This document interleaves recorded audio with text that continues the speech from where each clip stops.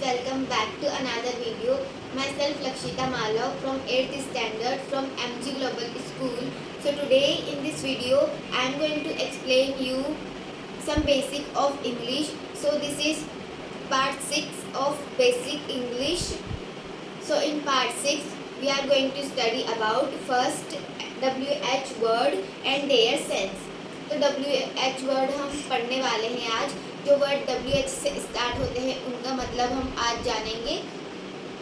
WH word में जो first है वो है वॉट. वॉट का हम इस्तेमाल करते हैं ज़्यादातर. तो वॉट का मतलब होता है क्या, और ये यूज़ होता है वस्तु, किसी क्रिया, कोई हम काम कर रहे हों और कोई विचार के लिए वॉट का यूज़ होता है. जब हम क्वेश्चन बनाते हैं और आगे हम जो है क्वेश्चन बनाएंगे तो उसमें हम ये सारे WH वर्ड यूज़ करेंगे.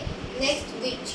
विच मतलब कौन सा या कौन सी, इसकी हिंदी मीनिंग होती है हु. हु मतलब कौन, किन्होंने, किसको, किसने और किसे. इन सभी के लिए हु यूज़ होता है.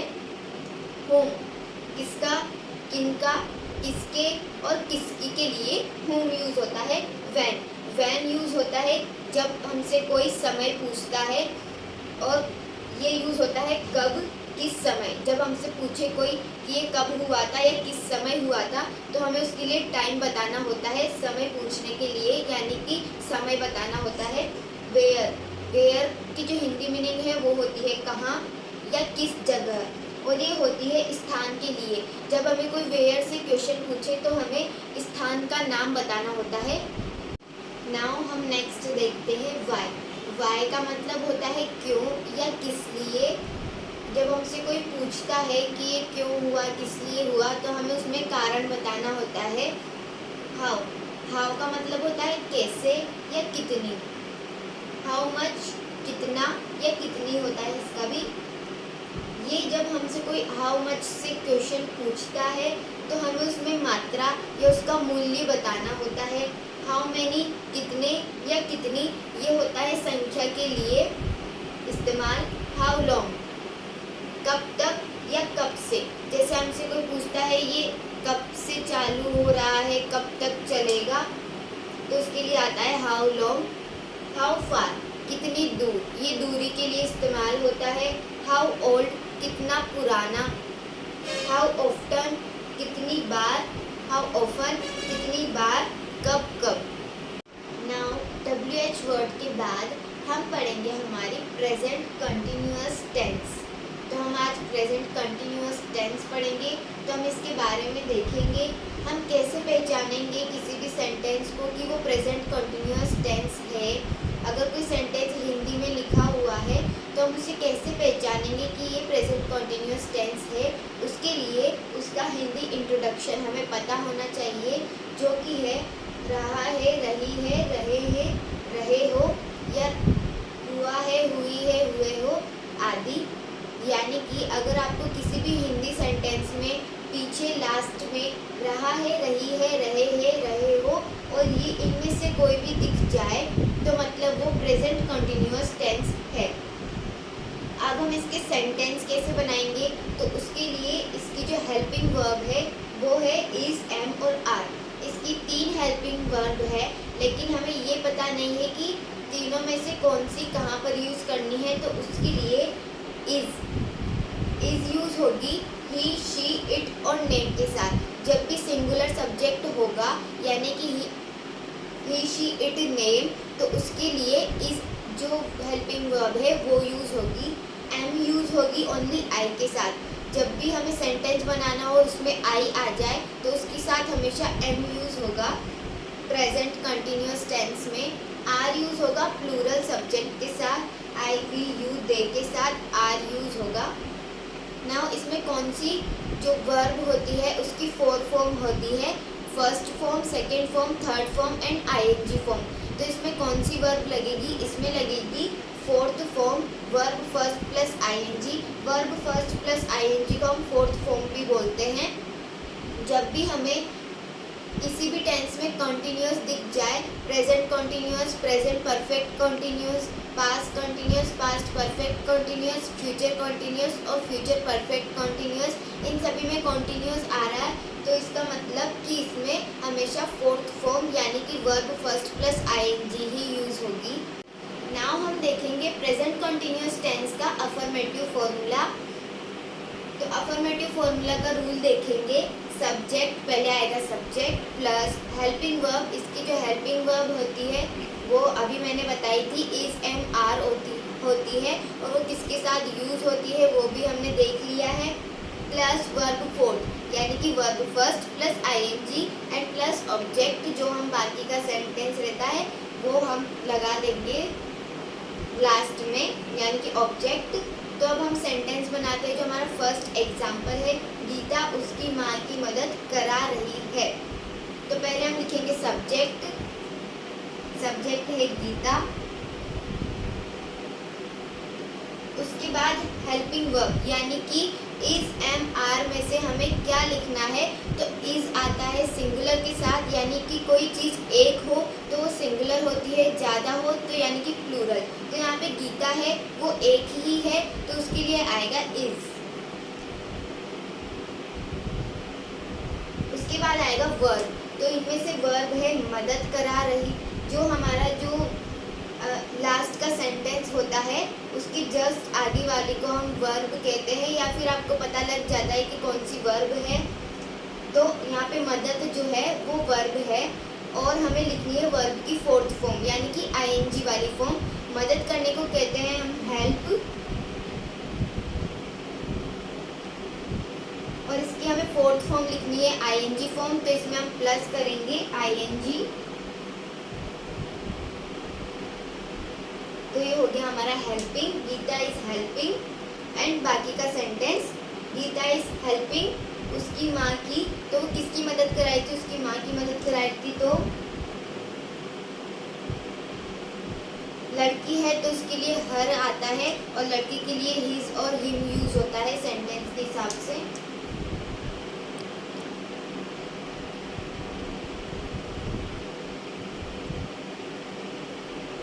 तो ये हमारा सेंटेंस जो है एकदम करेक्ट बन गया है। Gita is helping her mother, Gita उसकी माँ की मदद करा रही है। नाउ अब हम देखेंगे सेकेंड वाला एग्जाम्पल। इसका जो एक और मेथड है जिससे हम आसानी से बना सकते हैं, जो सिंपल सेंटेंस रहते हैं उनको हम आसानी से बना सकते हैं लेकिन इस मेथड से। लेकिन जो बड़े वाले सेंटेंस रहते हैं उनको हम फिर जो है फॉर्मूले के हिसाब से ही बनाते हैं। तो इसको हम देखते हैं अभी दूसरे मेथड से। हम यहाँ पे लिखेंगे बच्चे। बच्चे को इंग्लिश में कहते हैं चिल्ड्रन। बहुत सारे बच्चे, एक बच्चा नहीं है उसको हम चाइल्ड कहते हैं। यहाँ पे बच्चे हैं तो चिल्ड्रन आएगा इसके लिए।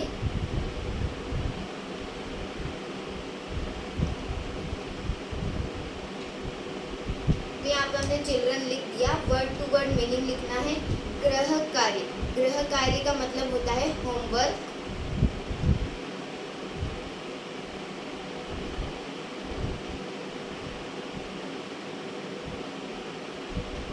अब कर रहे हैं, करने को कहते हैं डू, और डू में अगर हम डू का हम फोर्थ फॉर्म करेंगे तो वो होगा डूइंग।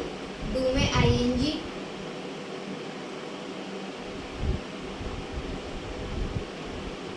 तो चिल्ड्रन होमवर्क डूइंग। अब रहे हैं तो ये है हेल्पिंग वर्ब, रहे हैं हेल्पिंग वर्ब है और ये सेंटेंस के हिसाब से आता है। तो यहाँ बच्चे, बच्चे बहुत सारे हैं और बहुत सारे यानी कि प्लूरल, और प्लूरल के लिए आता है आर।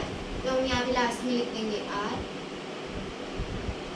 तो ये हमारा सेंटेंस है। अब हमें कुछ नहीं करना है, यहाँ से चिल्ड्रंस हैं उनको हटा के लास्ट में लिखना है।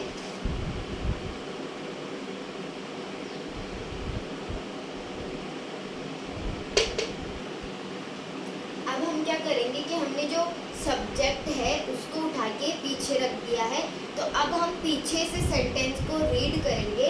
तो चिल्ड्रन आर डूइंग होमवर्क और सेंटेंस बन गया है। तो इस मेथड से भी हम बना सकते हैं सेंटेंस। हमने क्या किया कि वर्ड टू वर्ड मीनिंग लिख दिया और उसके बाद जो सब्जेक्ट है उसको उठा के लास्ट में कर दिया, और उधर से जब हम सेंटेंस रीड करेंगे तो हमारा एकदम करेक्ट सेंटेंस बन जाएगा। नाउ हम देखेंगे प्रेजेंट कंटिन्यूअस टेंस का नेगेटिव फॉर्मूला। इसका रूल है सब्जेक्ट, ये शॉर्ट में सब्जेक्ट प्लस वही helping verb is am are plus not. ये पूरा अफर्मेटिव जैसा है, बस इसमें नॉट है, बाकी ये पूरा अफर्मेटिव जैसा सेम है। Plus verb first plus ING यानी वर्ब फोर्थ प्लस ऑब्जेक्ट। इसके एग्जाम्पल देखते हैं कुछ। फर्स्ट हमारा एग्जाम्पल है, वह हमारे साथ नहीं खेल रहे हैं। रहे हैं आ रहा है तो ये प्रेजेंट कंटिन्यूअस का ही है, और इसमें नहीं आ रहा है तभी ये नेगेटिव का सेंटेंस है। अगर इसमें से हम नहीं हटा देते हैं तो वह हमारे साथ खेल रहे हैं, तो ये बन जाएगा अफर्मेटिव। हम यहाँ पे कर रहे हैं नेगेटिव की क्वेश्चन सॉल्व, तो ये है यहाँ पे सॉरी नहीं है, तो इसको हम बनाएंगे पहले सब्जेक्ट। सब्जेक्ट में हमारे पास है वह means they,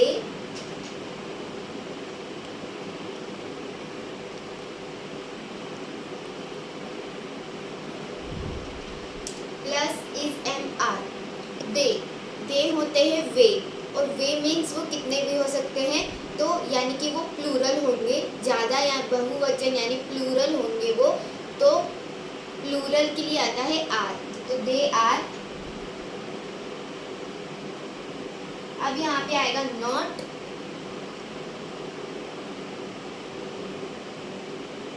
plus verb fourth. Verb है यहाँ पे खेलना, जो भी वो काम करते हैं, जो भी हम उस सेंटेंस में काम कर रहे हैं वही हमारी वर्ब होती है। तो वर्ब यानी कि वो यहाँ पे क्या कर रहे हैं इस सेंटेंस में, वो इस सेंटेंस में खेल रहे हैं, तो हमारी जो वर्ब है वो भी खेलना ही होगी। खेलने को इंग्लिश में कहते हैं प्ले।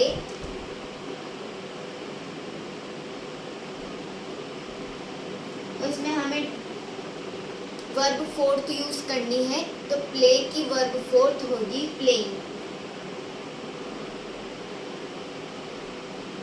तो दे आर नॉट प्लेइंग। और ऑब्जेक्ट, ऑब्जेक्ट है हमारे पास, हमने वह का किया दे, ये जो रहे हैं इसका हमने किया आर, नहीं का हमने किया नॉट, और खेलने का हमने किया प्लेइंग। अब बच रहा है हमारे साथ, यानी कि हमारे साथ को हमें अब लास्ट में लिखना है, यही हमारा ऑब्जेक्ट है। तो हमारे साथ को कहते हैं, पहले हम लिखेंगे हमारे को, हमारे यानी विथ, और वैसे हमारे साथ दोनों का मिला के होता है विथ अस। हमारे यानी अस और साथ यानी विद।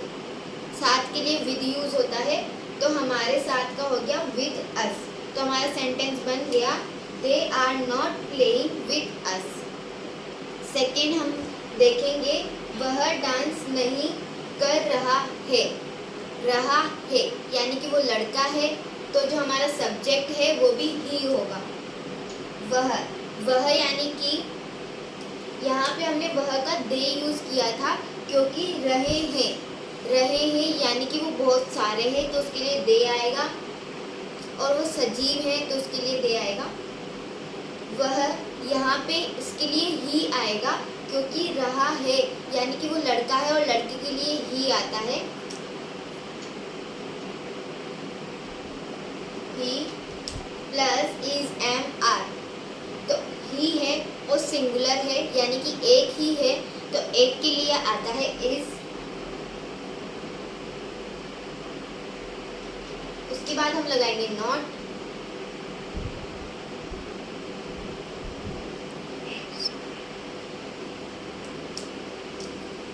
वह के लिए हमने लगाया ही। रहा है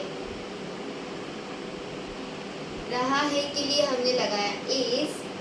नॉट के लिए हमने लगाया, नहीं के लिए हमने लगाया नॉट। उसके बाद हमें वर्ब लिखनी है। तो इसमें क्या हो रहा है इस सेंटेंस में, इस सेंटेंस में वो कर रहा है, और करने को मतलब जो भी हेल्पिंग वर्ब होती है उसके जस्ट आगे जो जो वर्ड होता है वही हमारी वर्ब होती है। तो इसके आगे है कर, और करने को इंग्लिश में कहते हैं डू, और डू का फोर्थ फॉर्म डूइंग। तो ही इज नॉट डूइंग, हमारा कर भी हो गया। अब हमारे पास है डांस।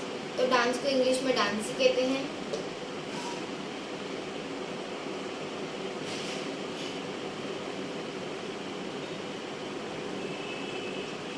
तो हमारा सेंटेंस है he is not doing dance, वह डांस नहीं कर रहा है, और ये हमारा सेंटेंस बन गया। अब हम देखेंगे इंट्रोगेटिव फॉर्मूला। इसमें आता है सबसे पहले एच वी, क्योंकि हमें इसमें क्वेश्चन बनाना होता है, तो इसमें पहले एच वी एंड लास्ट में क्वेश्चन मार्क आता है। एच वी यानी हेल्पिंग वर्ब, और इसकी हेल्पिंग वर्ब है is, am, are plus subject plus verb first plus I N G या verb fourth plus object plus question mark, इसका फॉर्मूला है। तो इस फॉर्मूले से हम क्वेश्चन बनाएंगे, क्या तुम लखनऊ जा रहे हो। इसको हमें इस फॉर्मूले की मदद से इंग्लिश में कन्वर्ट करना है। तो सबसे पहले आएगा एच वी, क्या तुम लखनऊ जा रहे हो। अभी कितने लोगों से सवाल पूछा जा रहा है ये हमें पता नहीं है, तो यानी कि हमारे हिसाब से बहुत सारे लोग हैं, तो बहुत सारों के लिए आता है प्लूरल, और प्लूरल में आता है आर, एच वी, तो आर, और उसके बाद आता है सब्जेक्ट। सब्जेक्ट है तुम, तो तुम को इंग्लिश में कहते हैं यू, या आप को इंग्लिश में कहते हैं यू। और इसके बाद आएगा वर्ब। तो वर्ब होता है जस्ट, जो हमारा हेल्पिंग वर्ब होता है उसके जस्ट आगे वाला जो सेंटेंस, आगे वाला जो वर्ड होता है वही वर्ब होता है। तो इसमें है जा, यानी कि जाना, और जाने को इंग्लिश में कहते हैं गो। तो आर यू, और गो की हमें यहाँ पे फोर्थ फॉर्म लिखनी है, गोइंग।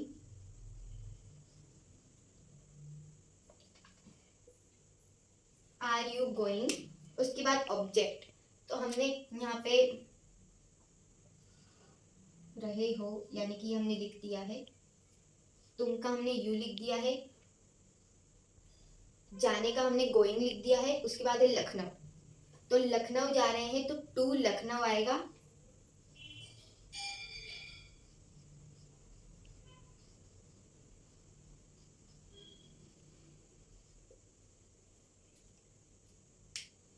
तो ये हो गया are you going to Lucknow and question mark, ये हमारा क्वेश्चन बन गया, क्या तुम लखनऊ जा रहे हो। एक और हम बना के देखते हैं, क्या ये बच्चे चल रहे हैं। तो वही सबसे पहले यही फॉर्मूला होगा इज, एम, आर में से। तो क्या ये बच्चे चल रहे हैं, बच्चे यानी कि चिल्ड्रन, यानी कि बहुत सारे बच्चे। यहाँ पे एक बच्चा नहीं आया या फिर किसी का नाम नहीं आया है, यहाँ पे बच्चे आए हैं, यानी कि वो बहुत सारे हो सकते हैं। तो बहुत सारों के लिए आता है आर।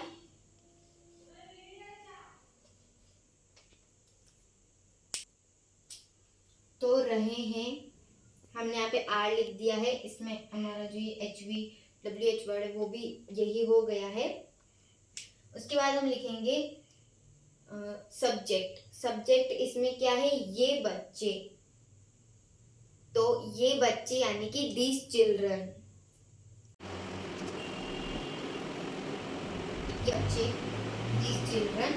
उसके बाद चल रहे हैं, वर्ब आएगी उसके बाद, तो चलने को हम कहते हैं वॉक, और उसकी फोर्थ फॉर्म यानी कि वॉकिंग।